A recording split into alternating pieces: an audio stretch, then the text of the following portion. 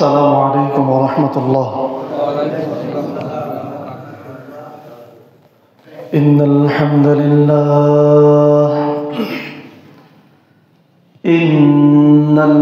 لله نحمده ونستعينه. من يهده الله فلا مضل له ومن يضلل فلا هادي له. أشهد أن لا إله إلا الله وحده لا شريك له وأشهد أن محمدا عبده ورسوله. أما بعد فإن خير الحديث كتاب الله وخير الهدي هدي محمد صلى الله عليه وسلم وشر الأمور محدثاتها وكل بدعة ضلالة وكل ضلالة في النار. মহান আল্লাহ রাব্বুল আলামিনের দরবারে শুকরিয়া আদায় করছি। আল্লাহ রাব্বুল আলামিন আমাদের সকলকে দুনিয়ার যাবতীয় তৎপরতা দূরে ঠেলে দিয়ে, দুনিয়ার যাবতীয় ব্যস্ততা দূরে ঠেলে দিয়ে, শয়তানের যাবতীয় তৎপরতা ছিন্ন করে যথাসময়ে দূর দূরান্ত থেকে একত্রিত হয়ে আল্লাহ সুবহানাহু ওয়া তাআলার ডাকে সাড়া দিয়ে জুমার সালাত আদায় করতে আসা তৌফিক দান করেছেন। এজন্য সেই আল্লাহ তাআলার আলিশান দরবারে শুকরিয়া আদায় করছি, আলহামদুলিল্লাহ।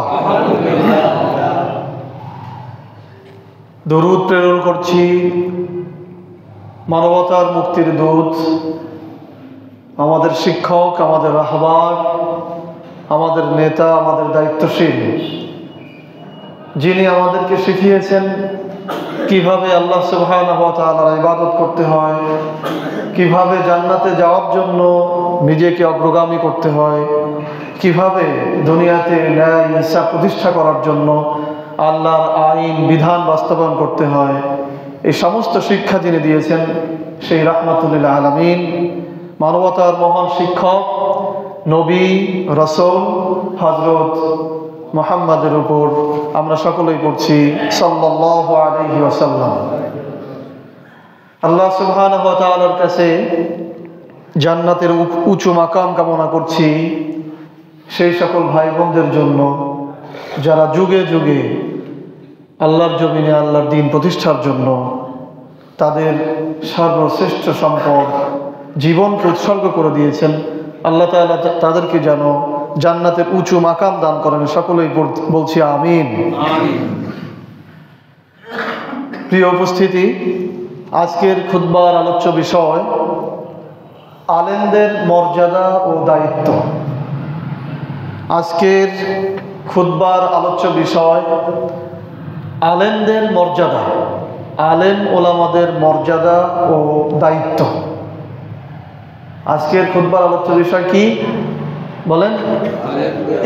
আলেম ওলামা বা আলেমদের মর্যাদা, সম্মান ও তাদের দায়িত্ব। এই আলোচনাটি করার উদ্দেশ্য হলো এই, আমরা যারা সাধারণ মানুষ রয়েছি আমরা যেন আলেমদেরকে মর্যাদা দিতে শিখি, সম্মান দিতে শিখি। আবার আমরা যারা আলেম রয়েছি আমরা যেন আমাদের দায়িত্ব সম্পর্কে সচেতন হই এবং যথাযথভাবে আমরা আমাদের দায়িত্ব যেন পালন করি। এই দুই শ্রেণীর মানুষের সতর্কতার জন্যই আজকের আলোচনা আলেমদের মর্যাদা ও দায়িত্ব। প্রিয় উপস্থিতি, আলেমদের মর্যাদা, সম্মান, পুরস্কার যেমন অনেক বেশি, ঠিক একইভাবে আলেমদের দায়িত্ব, জবাবদিহিতা অনেক বেশি। আলেমদের মর্যাদা, সম্মান, পুরস্কার যেমন অনেক অনেক বেশি, ঠিক একইভাবে আলেমদের জবাবদিহিতা, আলেমদের দায়িত্ব সেটাও অনেক বেশি। তো আমরা আলেমদের মর্যাদা জানবো, দায়িত্ব জানবো, আলেমদের দায়িত্ব পালনের প্রতিদান সম্পর্কে জানবো, এবং দায়িত্ব অবহেলার পরিণতি সম্পর্কে আমরা জানবো ইনশাআল্লাহ। প্রথমেই আমরা আলেমের পরিচয় সম্পর্কে জানতে চাই। আলেমের পরিচয় সাধারণত আমাদের বাংলাদেশ সহ ভারতবর্ষে যারা মাদ্রাসাতে লেখাপড়া করেন, একাডেমিক সার্টিফিকেট যাদের আছে, দাওরায়ে হাদিস, ইফতা, কামিল, তাফসির, হাদিস, ফিক ইত্যাদি, এনাদেরকেই সাধারণত আলেম মনে করা হয়। একাডেমিকভাবে এনারা আলেম, শিক্ষাগতভাবে এনারা আলেম। তবে আলেমের মৌলিক পরিচয়, কেউ যদি নিজেকে আলেম হিসাবে মনে করে বা কাউকে যদি আলেম হিসাবে স্বীকৃতি নিতে হয় অথবা আলেম হিসাবে স্বীকৃতি পেতে হয়, তাহলে তার মধ্যে 3টি বিষয় থাকতে হবে। কেউ যদি নিজেকে আলেম বলে পরিচয় দিতে চায় বা আলেম হিসাবে পরিচিতি পেতে চায়, তার মধ্যে একাডেমিক সার্টিফিকেট থাকাটা যতটা জরুরি, তার থেকে 3টি বিষয় তার মধ্যে থাকা জরুরি। 1 নম্বর, কোরআন, হাদিস ও ফিকহের ইলম থাকতে হবে তার মধ্যে। কোরআন, হাদিস, ফিক, এই 3টি বিষয়ের জ্ঞান, ইলম তার মধ্যে থাকতে হবে। 2 নম্বর, ইলম অনুযায়ী, জ্ঞান অনুযায়ী তার মধ্যে আমল থাকতে হবে। 3, কোরআন হাদিসের যে ইলম বা জ্ঞান তার মধ্যে প্রবেশ করে আছে, এটা প্রকাশ করা, এইটা প্রচার করার মানসিকতা থাকতে হবে, আগ্রহ থাকতে হবে। এই 3টি বিষয় যার মধ্যে সমন্বিতভাবে থাকবে, সেই প্রকৃতপক্ষে আলেম হিসাবে পরিগণিত হবে। এই 3টার একটা যদি কম থাকে, তাহলে সে প্রকৃত আলেম হিসাবে পরিগণিত হবে না। তাহলে আমরা সংক্ষেপে আলেমের পরিচয় জানলাম। এখন আমরা জানব আলেমের মর্যাদা, আলেমের সম্মান। আলেমের মর্যাদা, সম্মান অনেক বেশি, অনেক বেশি, অনেক বেশি। তো আমরা সব কথাই তো আর এখানে বলতে পারবো না। আমরা একটা নির্দিষ্ট লক্ষ্যে যাব, এই জন্য ভূমিকাতে এই কথাগুলো আমরা বলছি সংক্ষিপ্তভাবে। প্রথমে আমরা জানব আলেমদের মর্যাদা সম্পর্কে আল্লাহ সুবহানাহু ওয়া তাআলার বক্তব্য। আলেমদের মর্যাদা, সম্মান সম্পর্কে আল্লাহ সুবহানাহু ওয়া তাআলা কি বক্তব্য দিয়েছেন? আলেমগণ মর্যাদায় শ্রেষ্ঠ। পৃথিবীতে যত মানুষ আছে, নবী রাসূলগণ ব্যতীত, সাহাবায়ে কেরামগণ বা এরকম যেনারা স্বীকৃত তারা ব্যতীত সাধারণ যত মানুষ আছে, তার মধ্যে মর্যাদায় শ্রেষ্ঠ হচ্ছে আলেমগণ। আল্লাহ সুবহানাহু ওয়া তাআলা বলেছেন, ওয়াল্লাযীনা উতুল ইলমা দারাজাত, ওয়াল্লাযীনা উতুল ইলমা দারাজাত। আর যাদেরকে ইলম দেওয়া হয়েছে, জ্ঞান দেওয়া হয়েছে, যারা আলেম হয়েছে, তারা মর্যাদায় শ্রেষ্ঠ। বলেন সুবহানাল্লাহ। সূরা মুজাদালা আয়াত নম্বর 11। যাদেরকে ইলম দেওয়া হয়েছে, ইলম দেওয়া হয়েছে, জ্ঞান দেওয়া হয়েছে, কোরআন, হাদিস, পরকাল, এই সমস্ত বিষয়ে, তাওহীদ, শিরক, বেদাত, এই সমস্ত বিষয়ে যাদেরকে জ্ঞান দেওয়া হয়েছে, বিশ্ব পরিচালন সম্পর্কে যাদেরকে জ্ঞান দেওয়া হয়েছে কোরআন সহকারে, তাদের মর্যাদা, তারা মর্যাদায় অনেক শ্রেষ্ঠ। 2 নম্বর, আলেমগণ আল্লাহ সুবহানাহু ওয়া তাআলার নিকটের লোক। আলেমগণ হচ্ছেন আল্লাহ সুবহানাহু ওয়া তাআলার নিকটবর্তী লোক।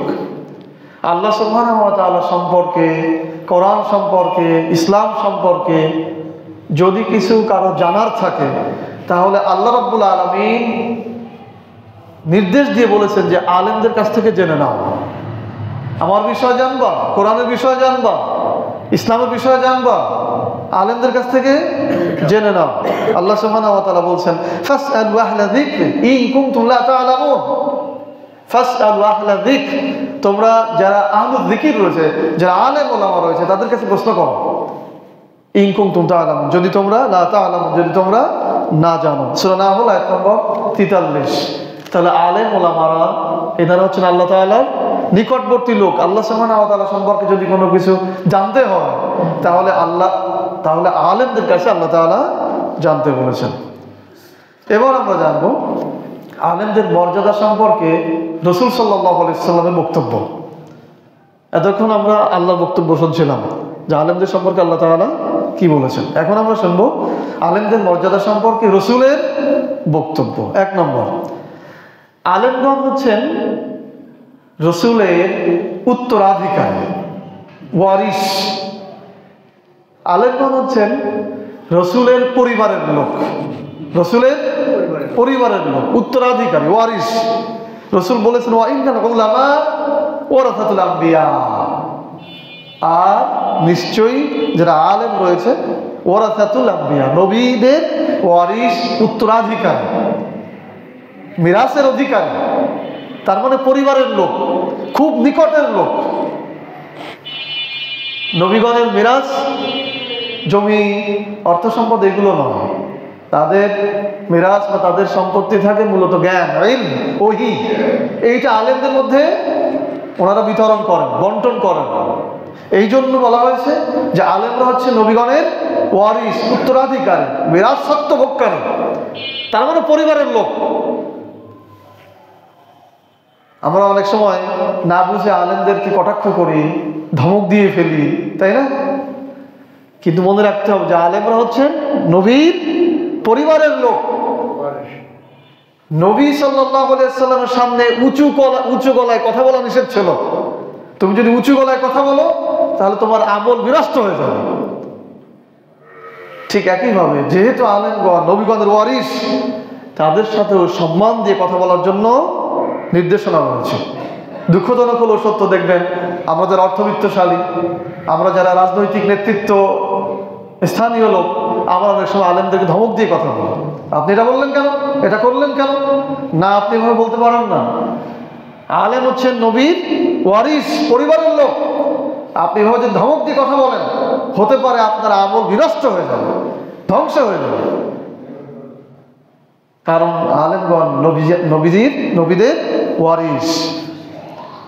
এ সংক্রান্ত তাফসীর আমরা সূরা হুজরাতের 2 নম্বর আয়াত পড়লে জানতে পারবো ইনশাআল্লাহ। 2 নম্বর, আলেমগণ আকাশের চাঁদের মতো। আলেমগণ হচ্ছেন আকাশের চাঁদের মতো। রাসূল সাল্লাল্লাহু আলাইহি ওয়াসাল্লাম বলেছেন ফাযলুল আলিম আলাল আবিদ, ফাযলুল আলিম আলাল আবিদ কাফাযলিল কমর আলা সাইরিল কাওয়াকিব। আল্লাহ রাসূল আলেমদের মর্যাদা দিতে যে, সম্মানের কথা বলতে যে বলছেন আবেদের উপরে, সাধারণ ইবাদতকারীর উপরে। আলেমের মর্যাদা তেমন যেমন আকাশের সকল তারকার উপরে চাঁদের মর্যাদা। বলেন না সুবহানাল্লাহ।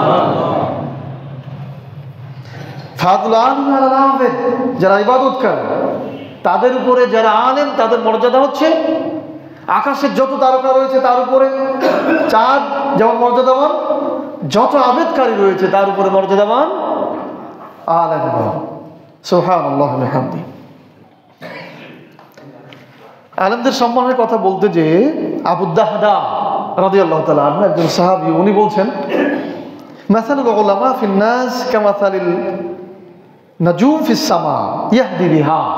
মানুষের মধ্যে যারা আলেম তারা হচ্ছে তারকার মতো, তাদেরকে দেখে মানুষ পথ চলে।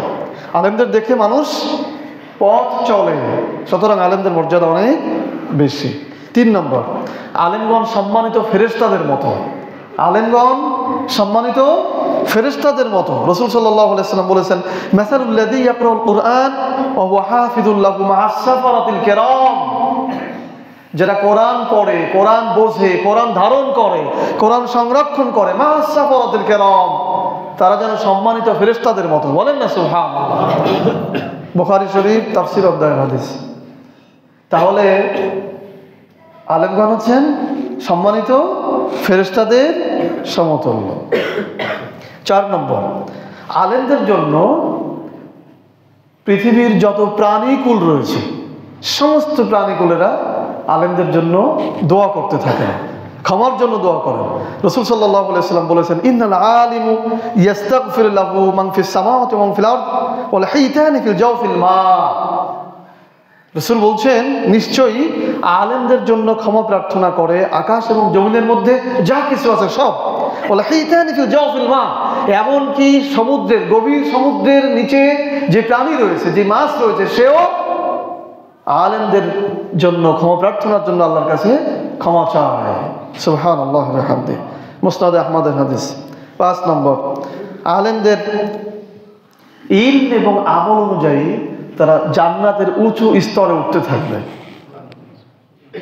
আলেমদের ইলম এবং আমল যেমন, সেই ভিত্তিতে তারা জান্নাতের উঁচু স্তরে উঠতে থাকবে। রাসূল সাল্লাল্লাহু আলাইহি ওয়াসাল্লাম বলেছেন, ইউকালু লিসাহিবিল কুরআন ইকরা ওয়ারতাক ওয়ারাতিল কামা কুনতা তুরাতিল ফিদ দুনিয়া ফাইন্না মানজিলাকা ইনদা আখির আয়া তাকরাউহা, রাওয়াহু আবু দাউদ। রাসূল বলছেন, হাসরের মাঠে বলা হবে, ইকরা, তুমি পড়ো।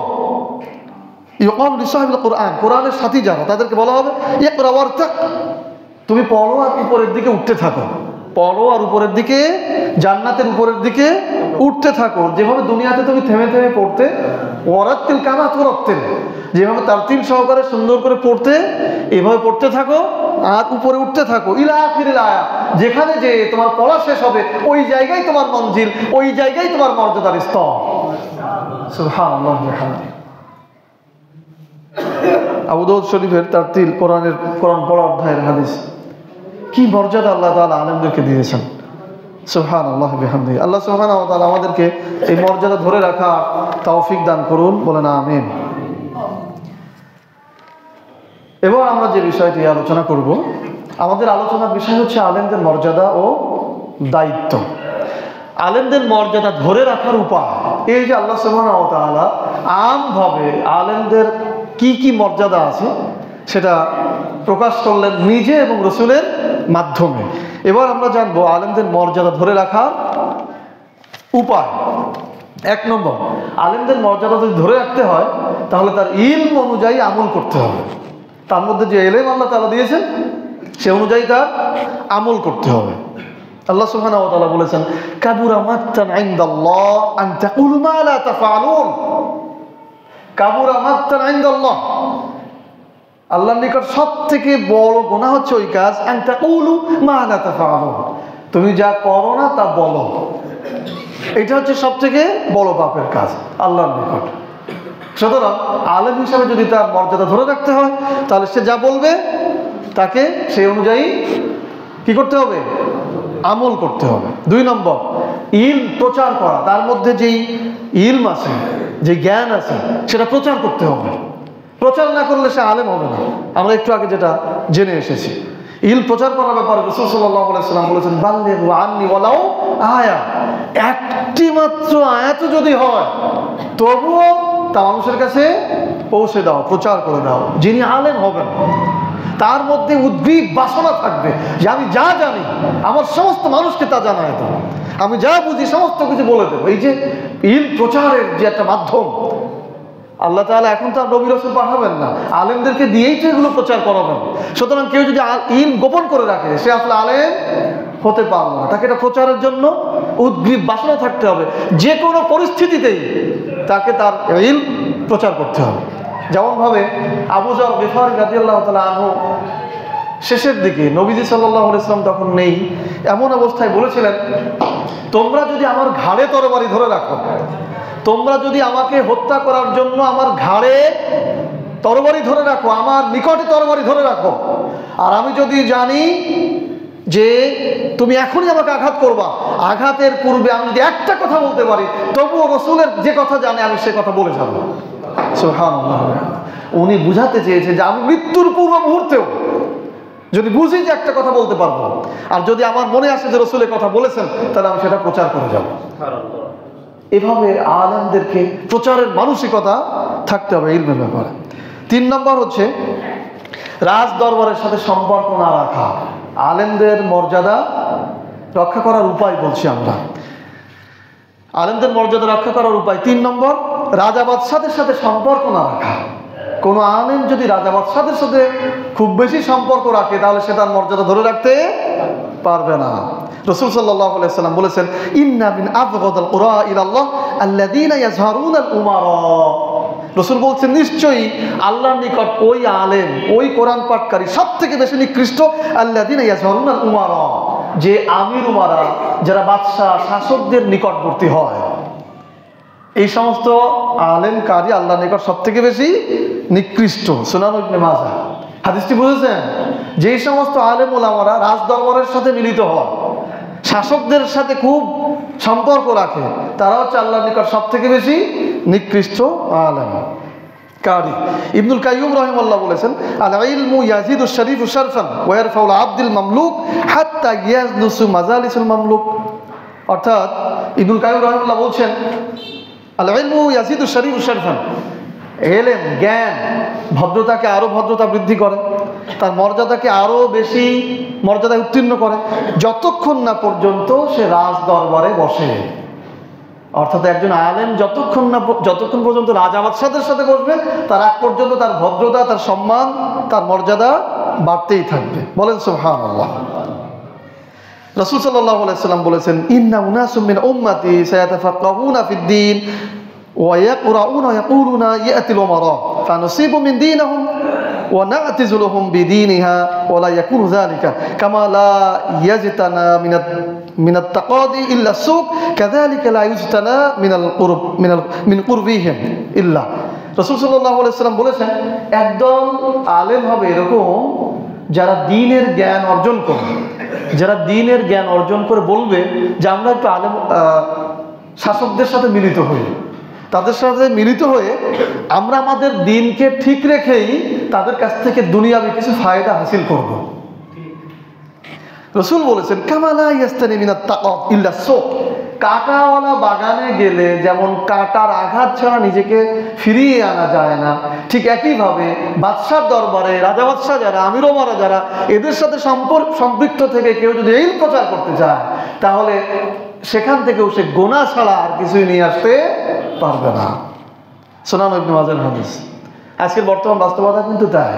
দেখবেন আমাদের দেশে বিভিন্ন সরকারের অনুদানভুক্ত মাদ্রাসা আছে, বড় বড় মসজিদ আছে, সেই সমস্ত জায়গায় যারা দায়িত্ব পালন করেন তাদের ইচ্ছা থাকলেও স্পষ্ট কথাগুলি বলতে পারেন না, কারণ তারা বাধা আছেন। আর রাসূল সাল্লাল্লাহু আলাইহি ওয়াসাল্লাম এই কথাটি বোঝাতে চেয়েছেন।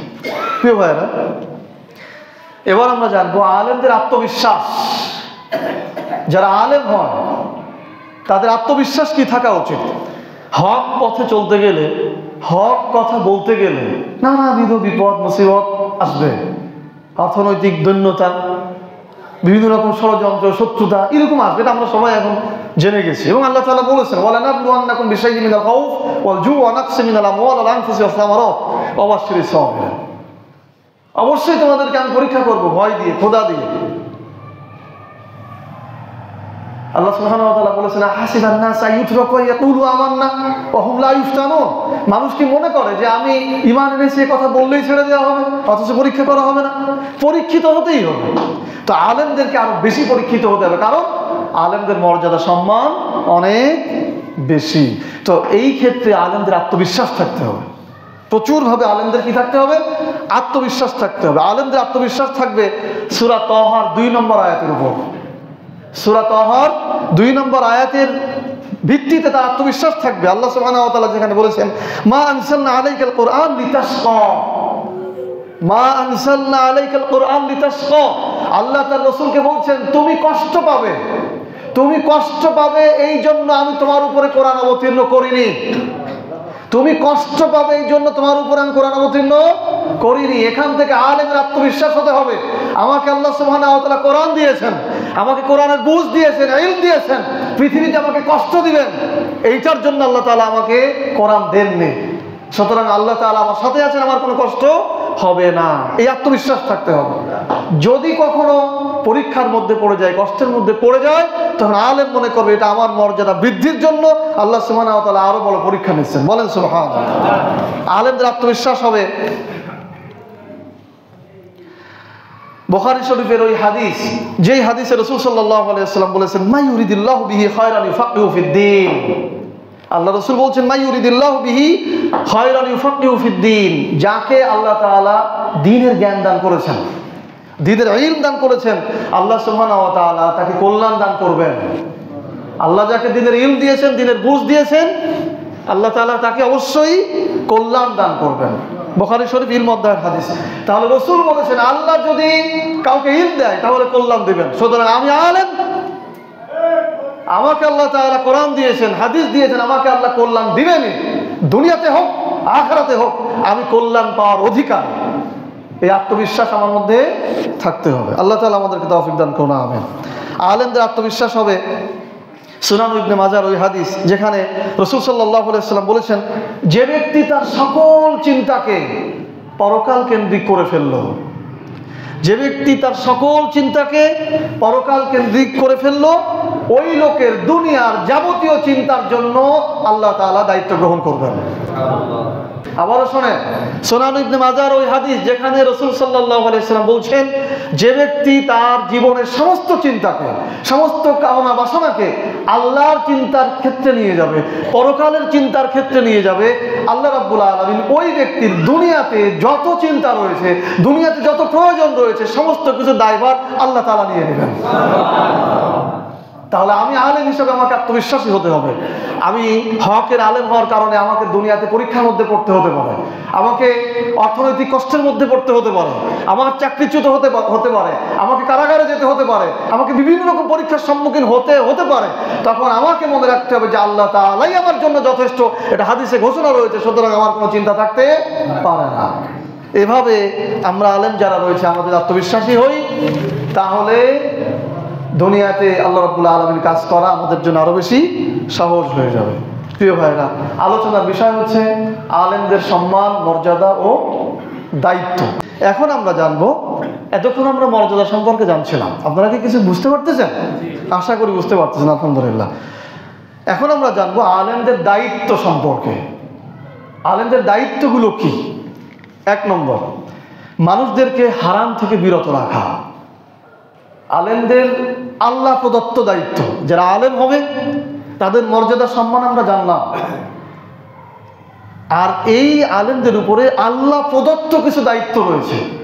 তার 1 নম্বর দায়িত্ব হচ্ছে মানুষকে হারাম থেকে বিরত রাখা, মানুষ যেন কোনো হারাম কাজ করতে না পারে, এই ব্যাপারে আলেমরা সচেতন করবে, সতর্ক করবে। আল্লাহ সুবহানাহু ওয়া তাআলা আলেমদেরকে ডেকে বলেছেন, লাউলা ইয়ানহাহুমুর রাব্বানিয়ুনা ওয়াল আহবাব আন কাউলিহিমুল ইসমা ওয়াল আকলিহিমুস সুহতা। আল্লাহ বলছেন, লাউলা ইয়ানহাহুমুর রাব্বানিয়ুনা ওয়াল আহবাব, কেন রব্বানিগণ, কেন আলেমগণ মানুষদেরকে পাপ কথা এবং হারাম ভক্ষণ থেকে ফেরায় রাখে না। সূরা মায়েদা 1 নম্বর 63। এখানে আল্লাহ সুবহানাহু ওয়া তাআলা আলেমদেরকে ডেকে বলেছেন, তোমরা মানুষদেরকে হারাম অবৈধ কথা থেকে, অশালীন কথা থেকে, শিরকি কথা থেকে বিরত রাখো, আবার হারাম ভক্ষণ থেকে বিরত রাখো। এই কাজ করা আলেমদের দায়িত্ব।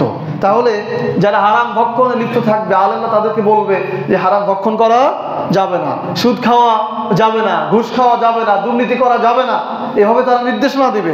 আবার শরিয়ার বিষয়ে যে সমস্ত কথা বলবে মানুষ না জেনে, আমরা শরিয়া আইন মানি না বা মানতে পারবো না, আমরা শরিয়া আইন প্রতিষ্ঠিত করব না বা করতে পারবো না বা করতে দেব না, এই ধরনের যে বিষয়গুলি মানুষ না বুঝে বলে ফেলে, আলেমদের দায়িত্ব হচ্ছে তাদেরকে বলা যে তুমি ভুল কথা বলেছো, এটা তুমি বলতে পারো না।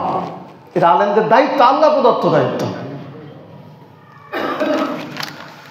2 নম্বর, আল্লাহর সাথে দেওয়া প্রতিশ্রুতি রক্ষা করা। আমরা আলেমদের দায়িত্ব সম্পর্কে শুনছি। 2 নম্বর, আল্লাহর সাথে দেওয়া প্রতিশ্রুতি রক্ষা করা। আলেমদের সাথে আল্লাহ তাআলার একটা প্রতিশ্রুতি রয়েছে, ওয়াদা রয়েছে। সেটা কি? আল্লাহ সুবহানাহু ওয়া তাআলা বলেছেন, ওয়াইদা আখাযাল্লাহু মিসাকাল্লাযী উতুল কিতাব লা তুবাইয়িনুনাহু লিন-নাস ওয়া লা তাকতুমুনাহু।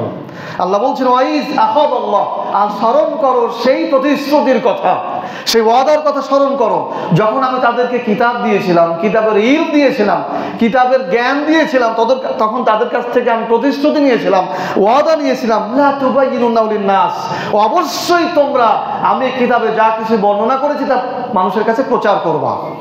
এটা প্রতিশ্রুতি নিয়ে রেখেছেন আল্লাহ তাআলা আলেমদের কাছ থেকে, ওয়ালা তাকতুমুনাহু, এবং এটা কোনোভাবে গোপন করতে পারবে না।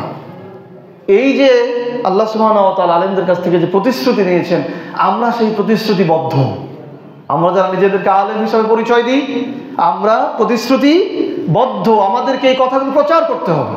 কোরআনে আল্লাহ রাব্বুল আলামিন যা বলেছেন সেটা আমাদেরকে প্রচার করতে হবে। কোরআনে আল্লাহ তাআলা সালাতের কথা বলেছেন, সিয়াম, হজ, যাকাত, তাসবিহ, তাহলিল এইগুলির কথা বলেছেন। আবার পাশাপাশি কোরআনে আল্লাহ রাব্বুল আলামিন আইন, আদালত, বিচার ব্যবস্থা, অর্থ ব্যবস্থা, শিক্ষা ব্যবস্থা, রাষ্ট্র ব্যবস্থা এই সমস্ত কিছুও আল্লাহ তাআলা বলেছেন। সামাজিক বিভিন্ন ব্যবস্থা এগুলো আল্লাহ তাআলা বলেছেন, সেটা আমাদেরকে প্রকাশ করতে হবে। এটা হচ্ছে আলেমদের দায়িত্ব। 3 নম্বর, কোরআনের প্রথম প্রত্যাখ্যানকারী না হওয়া। আলেমদের দায়িত্ব সম্পর্কে আমরা বলছি। আলেমদের 3 নম্বর দায়িত্ব হচ্ছে কোরআনের প্রথম প্রত্যাখ্যানকারী না হওয়া। আল্লাহ সুবহানাহু ওয়া তাআলা বলছেন, ওয়ালা তাকুনু আউওয়ালা কাফিরিন বিহি ওয়ালা তাশতারু বিহি সামানান কলিলা। আল্লাহ বলছেন, ওয়ালা তাকুনু, আর তোমরা হয়ো না, আউওয়ালা কাফিরিন বিহি, প্রথম প্রত্যাখ্যানকারী তোমরা হয়ো না, ওয়ালা তাশতারু বিহি সামানান কলিলা। আর এই যে আমার আয়াতের বিনিময়ে তুচ্ছ মূল্য তোমরা গ্রহণ করো না। সূরা বাকারা আয়াত নম্বর 41। এই আয়াতে আল্লাহ তাআলা বোঝাতে চেয়েছেন তোমরা কোরআন সম্পর্কে জানো, তোমরা কিতাব সম্পর্কে জানো। ইহুদি আলেমদেরকেও তখন বলা হয়েছে তোমরা তাওরাত সম্পর্কে জানো। তাওরাত কিতাবে লেখা আছে যে পরবর্তীতে একজন নবী, শেষ নবী আসবেন। তাদেরকে উদ্দেশ্য করে বলা হয়েছে তোমরা এটা প্রথম প্রত্যাখ্যানকারী হয়েও না, কারণ তোমাদের মধ্যেই তো কিতাব দিয়েছিলাম। ঠিক একইভাবে মুসলিম উম্মার আলেমদেরকে বলা হচ্ছে তোমরা তো কোরআন জানো, কোরআনের মধ্যে যা কিছু আছে তোমরা তো এটা জানো, সুতরাং তোমরা এটা প্রত্যাখ্যানকারী হও না। যখন পৃথিবীতে যদি জিহাদের প্রয়োজন হয় ন্যায় ইনসাফ প্রতিষ্ঠিত করার জন্য, তাহলে আলেমরাই সেখানে প্রথমে অগ্রগামী ভূমিকা পালন করবে, কারণ আলেমরাই এটা সব থেকে বেশি জানে। শাহাদাতের মর্যাদা কি এইটা আলেমরাই সব থেকে বেশি জানে, সুতরাং তারা এটাকে প্রত্যাখ্যান করতে পারে না। কোরআনের আইন বিধান প্রতিষ্ঠিত করার জন্য আলেমরাই সর্বাগ্রে ভূমিকা রাখবে।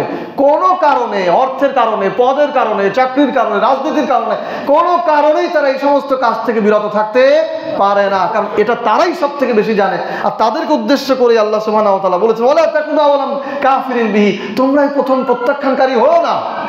সাধারণ মানুষ তো এগুলো জানে না, তোমাদেরকে তো আমি জানিয়েছি, সুতরাং তোমরা অগ্রগামী হও। আমরা দেখেছি ইতিহাসে নবী সাল্লাল্লাহু আলাইহি সাল্লামের পরে মুসাইলামাতুল কাযযাব একজন নবী দাবি করেছিল। সেই যুদ্ধে অসংখ্য মুসলিম শাহাদাত বরণ করেছিলেন। তার মধ্যে 70 জন ছিলেন যারা হাফেজ। 70 জন হাফেজ সাহাবী ছিলেন যারা শাহাদাত বরণ করেছেন। তারা কেন করেছিলেন? তারা কোরআন যেমন সংরক্ষণ করতে হেফজ করেছিল এবং কোরআনের মধ্যে কি আছে এটা তারা বুঝেছিল। তারা জানতো ওয়ালা তাহসাবান্নাল্লাযীনা কুতিলু ফি সাবিলিল্লাহি আমওয়াতান বাল আহইয়াউন ইনদা রাব্বিহিম ইউরযাকুন। যারা আল্লাহর জমিনে আল্লাহর দ্বীন প্রতিষ্ঠার জন্য জীবন দিয়েছে তারা মরে গেছে, এটা তোমরা চিন্তাও করবে না, এটা ধারণাও করবে না, বরং আল্লাহ তাআলার কাছ থেকে তারা রিজক প্রাপ্ত। তারা এটা যেমন মুখস্থ করেছিল, এর অর্থ বুঝটাও তাদের মধ্যে ছিল। এই জন্য যুদ্ধের ময়দানে 70 জন হাফেজ সাহাবী শাহাদাত বরণ করেছিলেন। আপনি দেখবেন বালাকোটের সেই যুদ্ধে যারা শাহাদাত বরণ করেছিল তার মধ্যে অসংখ্য ছিল আলেম ওলামারা, কারণ আলেমরাই তো এগুলো বেশি বোঝেন, সুতরাং তাদেরকেই দিন প্রতিষ্ঠার জন্য অগ্রগামী ভূমিকা পালন করতে হবে। আজকেও আমরা যারা আলেম রয়েছি আমাদেরকে দিন প্রতিষ্ঠার জন্য, কোরআনের আইন প্রতিষ্ঠার জন্য আমাদেরকেই সামনে আগাতে হবে, তাহলেই জনগণ আমাদের পেছনে আসবে ইনশাআল্লাহ। 4 নম্বর, আলেমদের দায়িত্ব অর্থের বিনিময়ে কোরআনের ফাতোয়া পরিবর্তন না করা। অর্থের বিনিময়ে বা চাপের বিনিময়ে কোরআনের যে ফাতোয়া সেটা পরিবর্তন না করা। আল্লাহ সুবহানাহু ওয়া তাআলা বলেছেন, ইন্নাল্লাযীনা ইয়াকতুমুনা মা আনজালাল্লাহু মিনাল কিতাব ওয়া ইয়াশতারুনা বিহি থামানান কলিলা উলাইকা মা ইয়াকুলুনা ফি বুতুনিহিম ইল্লান নার ওয়া লা ইউকাল্লিমুহুমুল্লাহ ওয়া লা ইউযাক্কিহুম ইয়াওমাল কিয়ামাহ। আল্লাহ বলছেন, নিশ্চয় যারা গোপন করে আমি আল্লাহ যা অবতীর্ণ করেছি কিতাবের মধ্যে, আর তার বিনিময়ে তা বিক্রি করে সামান্য কিছু গ্রহণ করে দুনিয়ার মূল্য, উলাইকা তারা এমন যে তাদের উদরের মধ্যে, পেটের মধ্যে শুধু জাহান্নামের আগুন ভরে ফেললো। কিয়ামতের মাঠে তাদেরকে পবিত্র করা হবে না এবং আমি আল্লাহ রাব্বুল আলামিন তাদের সাথে কথাও বলবো না, আর তাদের জন্য রয়েছে কঠিন শাস্তি। কারা? যারা আলেম, যারা কোরআনের বিধান জানে, যারা জানে কোন দণ্ডবিধিতে কি শাস্তি রয়েছে, যারা জানে কোন ব্যবস্থায় কোন ব্যবস্থা পরিচালিত হবে, রাষ্ট্র ব্যবস্থা, অর্থ ব্যবস্থা, এগুলো কিসে পরিচালিত হবে, এইগুলো জানার পরেও যারা এর বিরুদ্ধে ফতোয়া দেয়, আল্লাহ সুবহানাহু ওয়া তাআলা তাদেরকেই এই কথা বলেছেন যে তোমরা যদি অর্থের বিনিময়ে, পদের বিনিময়ে, চাকরির জন্য, দুনিয়ার কোনো লোভে এইভাবে কোরআনের বিধানকে পরিবর্তন করে দাও, তাহলে তোমরা আগুন দিয়ে পেট ভরবে এবং হাসরের মাঠে তোমাদের সাথে কথাও বলা হবে না। প্রিয় ভাইরা, আমরা প্রথমে আলেমদের কত মর্যাদা জেনে এসেছি, আর সেই আলেমদেরকেই এই কথাগুলি বলা হচ্ছে। 5 নম্বর, জাতির সামনে আলেমদের দায়িত্ব। 5 নম্বর, জাতির সামনে পেঁচালো কথা না বলা।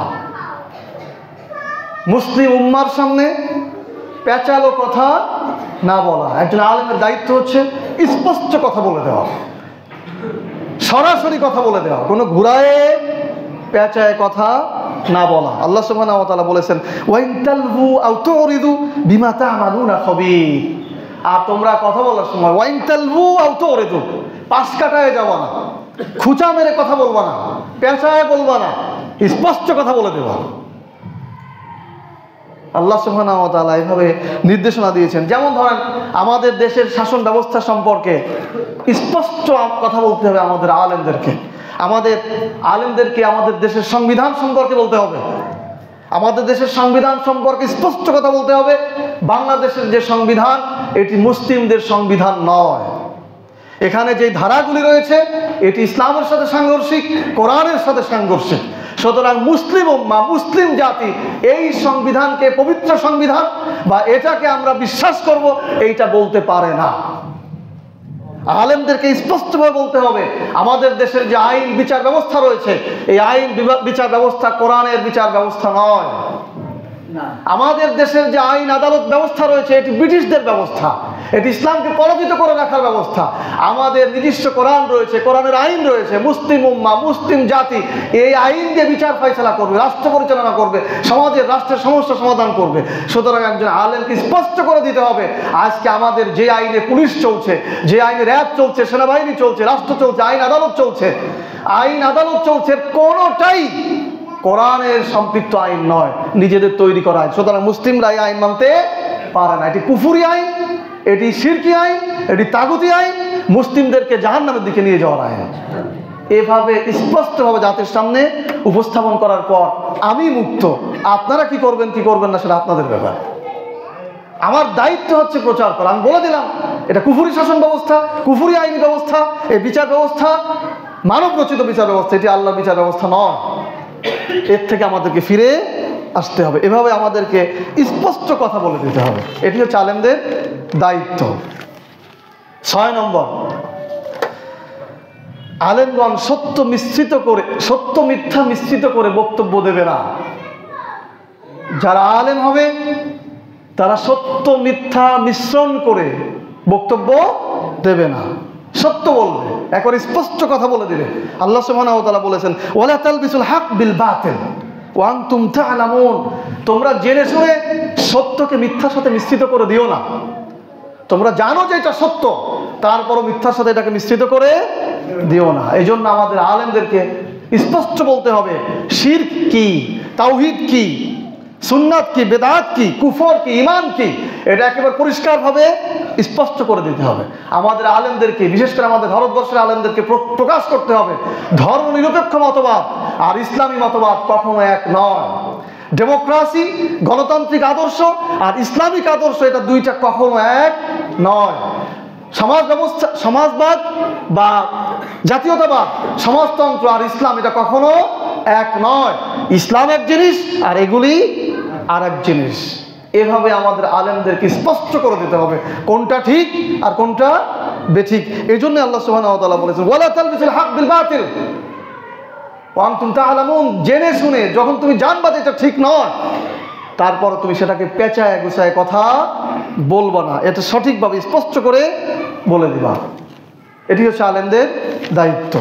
7 নম্বর, আলেমগণ মুসলিমদের নেতৃত্ব দিবে। 7 নম্বর, আলেমগণ মুসলিমদের নেতৃত্ব দিবে। আলেমদের দায়িত্ব সম্পর্কে বলছিলাম। 7 নম্বর, আলেমগণ মুসলিমদের নেতৃত্ব দিবে। আল্লাহ সুবহানাহু ওয়া তাআলা বলেছেন, ওয়াল্লাযিনা উতুল ইলমি দারাজাত হাল ইয়াস্তাবিল্লাযিনা ইয়ালামুনা ওয়াল্লাযিনা লা ইয়ালামুন। আল্লাহ বলছেন, যাদেরকে আমি ইলম দিয়েছি তারাই মর্যাদায় শ্রেষ্ঠ, আর যারা জানে আর যারা জানে না তারা কখনোই সমান হতে পারে না। মর্যাদাবান লোকেরাই, জ্ঞানী লোকেরাই তো নেতা হওয়ার অধিকার রাখে। যেই সমস্ত আলেমগণ দুনিয়া সম্পর্কে জানে, পরকাল সম্পর্কে জানে, যাদের সাথে আল্লাহর সম্পর্ক রয়েছে, যারা আল্লাহর নিকটের লোক, যারা রসুলের পরিবারের লোক, উত্তরাধিকারী, তাদেরই তো নেতা হওয়া উচিত। তারাই তো নেতৃত্ব দেবে। যারা কোরআন ধারণ করে, যারা হাদিস ধারণ করে, যারা রসুলের নেতৃত্ব মেনে নেয়, তারাই তো মুসলিম জাতির নেতা হবে, নাকি অন্য কোনো আদর্শের লোকেরা কি মুসলিমদের নেতা হবে? মুসলিমদের নেতা হবে আলেমগণ। আলেমদেরকেই নেতৃত্ব দিতে হবে। দেখবেন পৃথিবীতে যেখানেই, যে দেশেই আলেমরা নেতৃত্বে এসেছেন, আলেমরা স্থানীয় জায়গায় এসেছেন, নির্দেশনা দিয়েছেন, সেখানে ইসলামের বিজয় হয়েছে। যার বাস্তব উদাহরণ এই 21 শতাব্দীতে এসে ইহুদি খ্রিস্টানরা মনে করেছিল যে এখন এই পৃথিবীতে আর খেলাফত শাসন ব্যবস্থা বা কোরআনের আইনি শাসন ব্যবস্থা আর ফিরে আসবে না। কিন্তু তাদেরকে বৃদ্ধাঙ্গুলি দেখায় 21 শতাব্দীতে এই আধুনিক সময় এসেও আফগানিস্তানে এখন কোরআনের আইন দ্বারাই রাষ্ট্র পরিচালিত হচ্ছে। এর পেছনে ছিল সেই মোল্লা মোহাম্মদ ওমর, এর পেছনে ছিলেন ওসামা বিন লাদেন, যাদের কোরআন হাদিস সম্পর্কে জ্ঞান ছিল, যাদের আদর্শ ঠিক ছিল, যারা মুহাম্মদ সাল্লাল্লাহু আলাইহি সাল্লামকে নেতৃস্থানীয় জায়গায় রেখে ইসলাম প্রতিষ্ঠা করার জন্য সিদ্ধান্ত গ্রহণ করেছিলেন। আজও যদি আমাদের আলেম ওলামারা এরকম নেতৃত্বে আসেন, তাহলে এখানেও ইসলাম প্রতিষ্ঠিত করা সম্ভব হবে। হযরত আব্দুল্লাহ ইবনে মাসউদ রাদিয়াল্লাহু তাআলা বলেন, আলেমরা নেতৃস্থানীয় জায়গায় আসবে কি করে, তার পরামর্শ দিয়েছেন হযরত আব্দুল্লাহ ইবনে মাসউদ রাদিয়াল্লাহু তাআলা। উনি বলেছেন, যদি আলেমরা ইলম হাসিল করার পর তা সংরক্ষণ করত, ইলম মানে জ্ঞান অন্বেষণ করার পর তা যদি সংরক্ষণ করত, তাহলে অবশ্যই তারা যুগের মানুষের উপরে নেতৃত্ব দিত, যুগের মানুষের উপরে নেতৃত্ব দিত। কিন্তু তারা তাদের ইলম দুনিয়া অর্জনের পেছনে ব্যয় করেছে। তারা তাদের ইলম দুনিয়া অর্জনের পেছনে ব্যয় করেছে, দুনিয়ার টাকা পয়সা উপার্জনের জন্য তাদের ইলমকে বিক্রি করে দিয়েছে, তাদের হকের কণ্ঠকে স্তব্ধ করে দিয়েছে, তাদের ভেতরে আর তেজস্বী কথা আসে না, এই জন্য তারা নেতৃস্থানীয় আর যেতে পারে না। সুতরাং আলেমদেরকে যদি নেতৃস্থানীয় জায়গায় ফিরে আসতে হয়, তাহলে দুনিয়ার বেচা বিক্রিকে বন্ধ করে দিতে হবে। ইলম দিয়ে দুনিয়ার বেচা বিক্রি হবে না। যদি এরকম নিজেদেরকে নিটুট রাখতে পারে, তাহলে আলেমরা আবারও নেতৃস্থানীয় জায়গায় আসবে। আর আলেমরা আসলে পরেই মূলত জনগণ নেতৃত্ব দেবে। এই দেখেন, এইখানের নেতা আমি এত জোরে কথা বলছি, এত কথা বলছি, আপনারা কিন্তু কেউ কথা বলছেন না, মানে প্রতিবাদ বা কোনো একটা বিদ্রোহ দেখাচ্ছেন না। যদিও কারো মধ্যে থাকে হয়তো দেখাচ্ছেন না। কেন? কোরআন এবং সুন্নাহ ভিত্তিক কথা বলা হচ্ছে, এটাই যৌক্তিক কথা। সুতরাং এই মসজিদে যেমন কথা হয়, বাংলাদেশকে সামনে নিয়ে কোনো আলেম যদি এরকম যৌক্তিক কথা বলতেন, তাহলে বাংলাদেশের মুসলিমরাও তাকে মেনে নিত। এবং অমুসলিমদের ব্যাপারে ইসলামের যে নির্দেশনা রয়েছে, কোরআনের যে আইন রয়েছে, সেগুলো যদি সুন্দরভাবে উপস্থাপন করতো, অমুসলিমরা আলেমদেরকে মেনে নিত। আমি আমার এলাকায় অমুসলিমদের নেতা, আমি আমার অমুসলিমদেরকে যদি বলি যে এইখানে ইসলাম এইটা বলেছে, এইটা করো, ভালো হবে, তারা সেটাই করে। শুধু দায়িত্ব হচ্ছে ভেতরে হকটাকে ঢোকাতে হবে। মানুষের কাছে বিক্রি হওয়া যাবে না, মানুষকে ভয় করা যাবে না। আল্লাহ সুবহানাহু ওয়া তাআলা বলেছেন, মানুষকে ভয় করো, ওয়ালা তাকশাউনি ওয়ালা তাকশাউন নাস। আল্লাহ বলছেন, তুমি মানুষকে ভয় করো না, আমাকে ভয় করো। আল্লাহকে যে ভয় করবে, সারা পৃথিবী তাকে ভয় করবে। ঠিক একইভাবে যদি বিশ্বকে সামনে নিয়ে কোনো আলেম নেতৃত্ব দেয়, সারা বিশ্ব তাকে ভয় করবে। দেখেন, সে Mullah Mohammed Omar, Osama bin Laden, সারা বিশ্ব তাদেরকে ভয় পেত, কারণ তারা আল্লাহকে ভয় পেত। সুতরাং আমরা আমাদের নেতৃস্থানীয় আলেম যারা রয়েছেন, তাদেরকে অনুরোধ করব, শুধু আলেমদের নেতৃত্ব দিলে হবে না, শুধু আমাদের মতো ছাত্রদের নেতৃত্ব দিলে হবে না। আমরা তো আপনাদের আনুগত্য করে বলা হয়েছে, জুতা আগায়, আপনারা যা বলবেন আমরা তাই করব, কিন্তু সাধারণদের নেতৃত্ব দিতে হবে, তাহলে রাষ্ট্রের পরিবর্তন আসবে ইনশাআল্লাহ। প্রিয় ভাইরা, সর্বশেষ যেটা বলবো, আলেমদের দায়িত্বহীনতার পরিণতি। আজকে আমরা বলছি আলেমদের মর্যাদা ও দায়িত্ব। এতক্ষণ দায়িত্ব সম্পর্কে বললাম, আলেমদের দায়িত্বহীনতার পরিণতি। আলেমদের উপরে যে দায়িত্ব দেওয়া হয়েছে, সেই দায়িত্ব যদি তারা পালন না করে, তাহলে তাদের অবস্থা কি হবে? আলেমদের অবস্থা হবে ভয়াবহ। দায়িত্ব যদি তারা পালন না করে, সেই সকল আলেমদের অবস্থা হবে ভয়াবহ। 1 নম্বর, দুনিয়াতে তারা অপমানিত হয়ে থাকবে। যে সকল আলেমরা তাদের যথাযথ দায়িত্ব পালন করবে না, তারা দুনিয়াতেই অপমানিত হবে, লাঞ্ছিত হবে অন্য মানুষদের কাছে, অন্য নেতাদের কাছে। 2 নম্বর, তারা অর্থনৈতিক কষ্টে ভুগবে। এই যে আলেমদের যে অর্থনৈতিক দৈন্যতা, এটা কোনোদিন যাবে না, কারণ এটা ইহুদি খ্রিস্টানদের ষড়যন্ত্র, যে আলেমদেরকে যদি আমরা অর্থবিত্তশালী বানাই দেই, তাহলে ওরাই তো বিপ্লব করবে, সুতরাং ওদেরকে টাকা পয়সা দেওয়ার ব্যবস্থা করা যাবে না। এই দৈন্যতা কোনোদিন কাটবে না। 3 নম্বর, যে কোনো তাগুত শাসক, যে কোনো জালিম শাসক এসে আগেই আলেমদের উপরে নির্যাতন করবে, আগে আলেমদের উপরে নিপীড়ন চালাবে, কারণ তারা জানে বিদ্রোহ করার মতো শক্তি, ভেতরে আত্মিক শক্তি একমাত্র আলেমদের আছে। সুতরাং এদেরকে যদি দাবায় রাখা যায়, মানুষও দেবে থাকবে। সুতরাং দায়িত্ব পালন করে যদি নেতৃস্থানীয় জায়গায় না আসা যায়, রাষ্ট্রীয় প্রধানের জায়গায় যদি না আসা যায়, যে কোনো যুগে যে কোনো শাসক আসবে আলেমদের উপরেই তারা নিপীড়ন চালাবে। আর পরকালীন ক্ষতি কি হবে? পরকালীন ক্ষতি আরো ভয়াবহ। রাসূল সাল্লাল্লাহু আলাইহি ওয়াসাল্লাম বলেছেন, তাআওয়াযু বিল্লাহ মিন যুব্বিল হুজুন। قالوا يا رسول الله صلى الله عليه وسلم وما ذب الحزن؟ قال وآدي في جهنم تتوض منه جهنم كل يوم 100 مرة. قلنا يا رسول الله صلى الله عليه وسلم ومن يدخله؟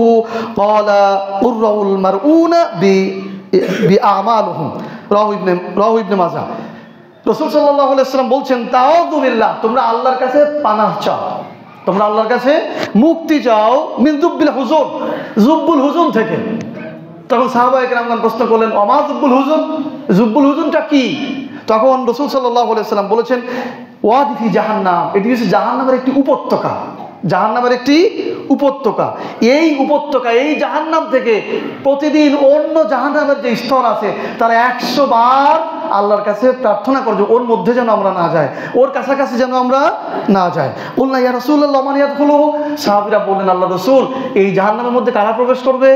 তখন রাসূল সাল্লাল্লাহু আলাইহি ওয়াসাল্লাম বললেন, আল উররাউল মারউনা বিআমালুহুম, যারা শাসকদেরকে সন্তুষ্ট করার জন্য বা মানুষদেরকে দেখানোর জন্য তাদের আমল করবে, তাদের ইলমকে ব্যবহার করবে, সেই সকল আলেমদেরকে এই জুব্বুল হুজুনের মধ্যে ফেলা হবে।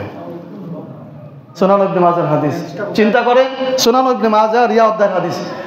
চিন্তা করেন যে এই আলেমের মর্যাদা আল্লাহ তাআলা এত বেশি দিয়েছেন, সে আলেম যদি দায়িত্ব পালন না করে তাহলে তাকে এই জুব্বুল হুজুনের মধ্যে থাকতে হবে।